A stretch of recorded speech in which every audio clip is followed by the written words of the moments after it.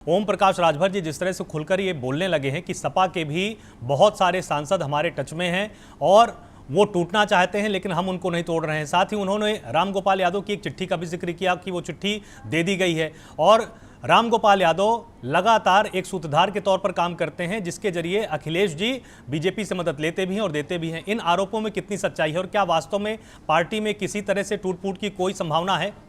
आलोक जी, अभी कल 17 तारीख को ब्राह्मण की मीटिंग हुई थी समाजवादी पार्टी को। That was led by Mata Prasad Pandey ji और सनातन पांडे जी, जो कि बलिया से सांसद हैं।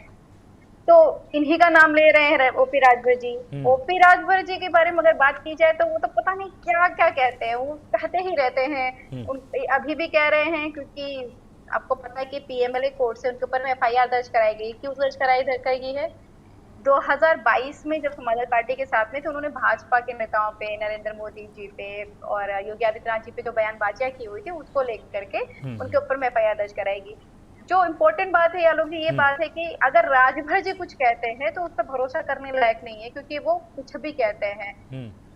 हाँ, समस्या ये है कि अभी से पहले मैं जब डिबेट में थी तो भाजपा के एक प्रवक्ता थे, उन्होंने कहा कि भाजपा को जानकारी नहीं है कि कौन कहाँ पे आने वाला है, इस तरह की इन्फॉर्मेशन नहीं है। ये राजभर जी अपने स्वयं कह रहे हैं या संजय निषाद स्वयं कह रहे हैं। हालांकि अभी आपने बाइट भी सुनाई कि जो डिप्टी सीएम है उत्तर प्रदेश के, हम लोग उन्हें कहते हैं कि वो बेशरम है क्योंकि जनता ने उनको नकार दिया, उसके बावजूद भी वो डिप्टी सीएम है और वो स्वयं परेशान है शहर उत्तरी से कि योगेश जो उनका बेटा है उसको उत्तरी कि वहां से विधायक योगेश को लड़ाना है। और केंद्र सरकार कह रही कि भैया या तो आप ले लो टिकट या तो अपने बेटे के लिए ले लो।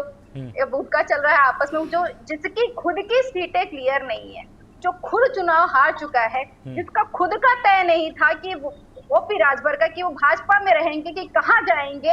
अगर उनके ऊपर पीएमएलए कोर्ट से जो एफआईआर दर्ज करा करके प्रेशर नहीं किया गया होता तो मुझे लगता है कि वो अभी इधर उधर घूमने लग गए होते कि मैं इसके साथ जाऊं उसके साथ जाऊं। जिनका गर्दन मरोड़ना पड़ रहा है भाजपा को, आप उसकी बात पे अगर चर्चा करते हैं तो मुझे लगता है चर्चा करने जैसी नहीं है। उन्होंने हाँ कुछ गंभीर बातें कही कि खनन का मामला चल रहा, गोमती रिवर फ्रंट का मामला चल रहा, तो भैया 2017 से लेकर के 2027 आने आ गया, 10 साल आपकी सरकार हो जा रही है, तो आपने जांच कहाँ पे की, किधर की?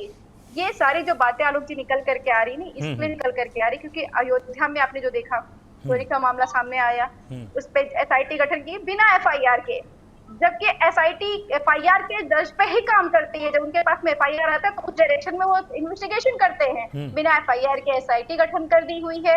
उसके अलावा आप देखिए पूरे उत्तर प्रदेश में, पूरे देश में छात्रों का सबका प्रोटेस्ट चल रहा है। इन्फ्लेशन इतना ज्यादा हो रखा है, जो इथेनॉल वाला पेट्रोल आया उससे लोगों को परेशानी हो रही है, गाड़ियां खराब हो रही है। ये सारी चीजों को हटा करके ये दिखाना चाह रहे हैं कि नहीं हम अपना प्लानिंग कर रहे हैं, हम डिक्टेटरशिप ला रहे हैं, हम जो है हम ही हम है। ये जनता के बीच में खौफ लाना चाह रहे हैं कि आप जो समस्याएं चल रही हैं इस पे प्रश्न करने की मत सोचिए। हम तो इस परे हो गए हुए हैं कि चुनाव की जरूरत ही नहीं है। अगर चुनाव भी होगा ना, आप किसी पार्टी को चुनेंगे भी ना तो भी हम तोड़ लेंगे। ये जो है नैरेटिव सेट करने का प्रयास भाजपा कर रही है, पर ये भूल जाए कि जो उत्तर प्रदेश की जनता है वो जानती है कि उसके किसके खड़े रहना है। और ठीक है, मतलब सरकार का प्रयास पूरी तरह से है कि मुद्दों से लोगों को भटकाया जाए और निश्चित तौर पर जो जनता जानना चाहती है उसमें जवाब देने से लगातार सरकार और बीजेपी बच रही है।